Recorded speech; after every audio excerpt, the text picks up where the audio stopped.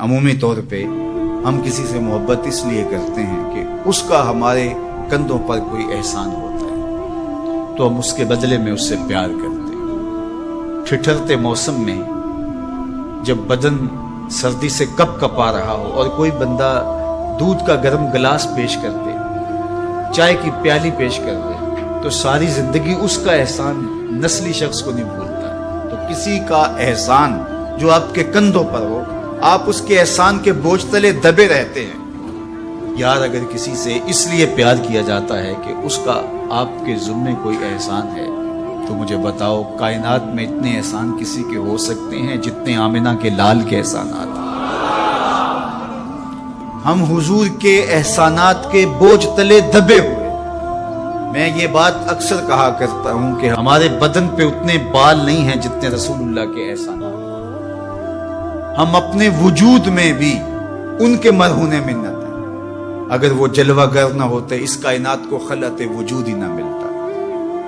یہ دنیا بنائی ہی گئی حضور کے لیے۔ انسانیت مقروض ہے جناب رسالت مآب صلی اللہ علیہ وسلم۔ کیا آپ نہیں جانتے کہ باپ اپنی بیٹی کو زندہ درگور کر دیتا تھا؟ تو بتاؤ یہ کتنا بڑا ظلم تھا۔ اور میرے اور آپ کے آقا و مولا نے اس زمانے میں جب بیٹیوں کو زندہ درگور کر کے باپ فخر کر رہا تھا، فرمایا لوگوں سن لو میری فاطمہ میرے جگر کا ٹکڑا ہے۔ کسی سے اس لیے پیار کیا جاتا ہے کہ وہ صاحب کمال ہے۔ مشاہیر سے لوگ اس لیے پیار کرتے ہیں، بڑے بڑے سائنسدانوں سے، بڑے بڑے ہیروز سے، قائدین سے، اہل علم سے لوگ اس لیے پیار کرتے ہیں کہ وہ صاحب کمال ہیں۔ تو کوئی لاؤ نا ایسا صاحب کمال جس نے انگلی کا اشارہ کیا ہو چاند ٹکڑے ہو کے قدموں میں آیا۔ کوئی لاؤ نا ایسا صاحب کمال جس کے ہاتھ اٹھے ہوں سورج پلٹ کے عصر کے وقت پہ آیا ہو۔ کوئی لاؤ نا ایسا صاحب کمال جس نے اشارہ کیا ہو درخت قدموں میں آ کے سجدہ ریز ہو گئے۔ کوئی لاؤ نا ایسا صاحب کمال جس نے اشارہ کیا ہو کھجوریں پکی ہوئی قدموں میں آ کے گری۔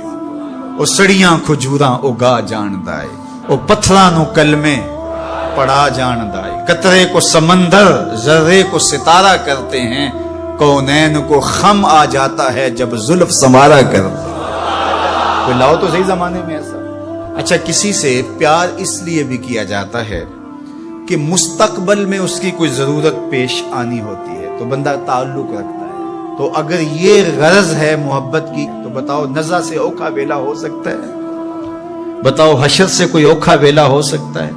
اس اوکھے ویلے نہ باپ کام آئے گا، نہ ماں کام آئے گی، نہ بہن کام آئے گی، نہ بھائی کام آئے گا، نہ بیوی، نہ دوست، نہ اولاد، نہ مال، کچھ بھی کام نہیں آئے گا۔ اگر وہاں کام آئے گا تو آمنہ کا لال ہی کام آئے گا۔ تو پھر آؤ نہ ان سے محبت کا رشتہ جوڑتے ہیں۔ کسی سے اس لیے پیار کیا جاتا ہے کہ وہ سونا بہت ہے۔ اچھا یہی معیار ہے اگر کسی سے محبت کا، اور یہی سب سے بڑا داعیہ ہے محبت کا، تو آؤ پھر اس سے پیار کریں۔ مکھ چند بدر شاہ شانی ہے، متھے چمک دی لاٹ نورانی، کالی زلف تے اکھ مستانی، مخمور رکھی ہن مد بھریاں۔ سبحان اللہ ما اجمل کا ما احسن کا ما اکمل کا، کتے مہر علی کتے تیری، اللہ اکبر۔ آؤ پھر ان سے پیار کیجیے۔ اور محبت کا ایک تقاضا یہ بھی بیان کیا گیا، حب کا شیء اکثر ذکر ہو، بندہ جس سے محبت کرتا ہے کثرت سے اس کا ذکر کرتا ہے۔ کوئی بہانہ تلاش کر لیتا ہے، کوئی راہ تلاش کر لیتا ہے، کوئی سلیقہ کوئی طریقہ ڈھونڈ لیتا ہے ذکر کا۔ جو کسے دا عاشق ہوئے گل اسے دی کردہ، میاں صاحب کا لہجہ دیکھیے، جو کسے دا عاشق ہوئے گل اسے دی، سو مکر بہانے کر کے مرنے او دے مرتا۔ تو جس سے محبت ہوتی ہے تو بندہ پھر اسی کی بات چھیڑتا ہے، اسی کا تذکرہ چھیڑتا ہے۔ کثرت ذکر قرار جاں کا سبب اور ذریعہ ہے، اور تسکین کا سبب اور ذریعہ ہے۔ محبت کا ایک تقاضا محبوب کی اطاعت اور فرما برداری ہے۔ جس سے بندہ پیار کرتا ہے اس کی بات بھی مانتا ہے، اس کے انداز کو اختیار کرتا ہے، اس کے طرز زندگی کو اپنے زندگی میں اتارنے کی کوشش کرتا ہے۔ وہ کیسی محبت ہے کہ محبت ہو اور محبوب کی مخالفت ہو رہی ہو۔ میں اور آپ غور کریں ہمارا کیا کیا حضور کو پسند ہے۔ سر کی چوٹی سے لے کے پاؤں تک اپنے آپ پر غور کریں. اپنی شادی بیاہ سے لے کے عقیقے ولیمے تک اپنے انداز زندگی پہ غور کریں. اپنے بچپن سے لے کے بڑھاپے تک اپنی زندگی پہ غور کریں. اپنے کاروبار سے لے کر کے طرز معاشرت پر غور کریں. حضور کے نام کے نعرے لگاؤ, حضور پہ درود پڑھو, حضور کے حسن کا ذکر کرو, حضور کی نعتیں پڑھو, محافل سجاؤ, حضور کے لیے قربانیاں پیش کرو. لیکن کیا ہم اپنے جذبات کی قربانی نہیں دے سکتے؟ اپنی زندگی کو ان کی محبت کے سانچے میں نہیں ڈال سکتے؟ اگر ہم نہیں ڈال سکتے ہیں تو پھر ہماری محبت ابھی خام ہے, ابھی کچی ہے. یہ ربیع الاول کا موسم یہ ہمیں موقع فراہم کرتا ہے. کثرت ذکر محبت کی نشت کا سبب ہے. حضور کے جمال کا تذکرہ حضور کی محبت کی نشت اور نہضت کا ذریعہ ہے. حضور کے فضائل و مناقب کی باتیں سننا حضور سے پیار کو بڑھانے کا ذریعہ ہے.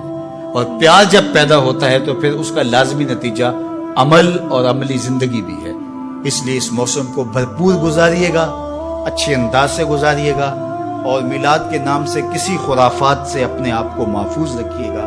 یہ دھوم دھڑکے, یہ ڈھول باجے اور یہ رسے باندھ کر کے راستوں کو بلاک کر کے لوگوں کو اذیت پہنچانا, یہ میرے نبی کا طریقہ نہیں ہے. خوبصورت انداز سے گھروں میں درودوں کی محافل سجائیے گا. اپنے بچوں کو بٹھا کے سونے محمد پہ درود پڑھیے گا. مساجد میں حضور کے ذکر کی محافل کیجیے گا.